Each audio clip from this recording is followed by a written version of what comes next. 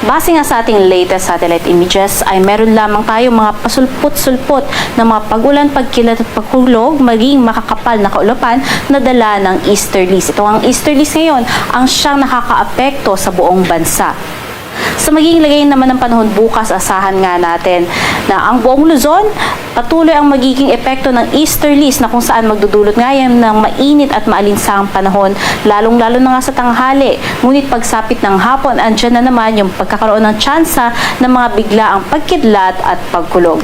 Agwat ng temperatura dito sa Metro Manila at Tuguegarao, umaabot ng 23 to 32 degrees Celsius, Lawag 20 to 31 degrees Celsius at sa May Legazpi 25 to 32 degrees Celsius. Sa magiging lagay naman ng panahon dito sa may Palawan, maging sa Visayas at Mindanao, halos generally fair weather din ang aasahan natin dala ng easterlies, ngunit paghandaan nga yung tsansa ng mga pag-ulan, pagkilat at pagkulog.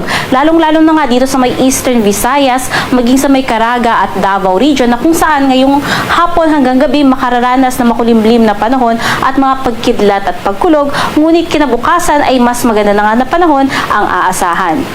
Agwat ng temperatura dito sa may Kalayaan, umaabot ng 26 to 30 degrees Celsius, Cebu 25 to 31 degrees Celsius at dito naman sa may Zamboanga 24 to 33 degrees Celsius at sa Davao 24 to 32 degrees Celsius.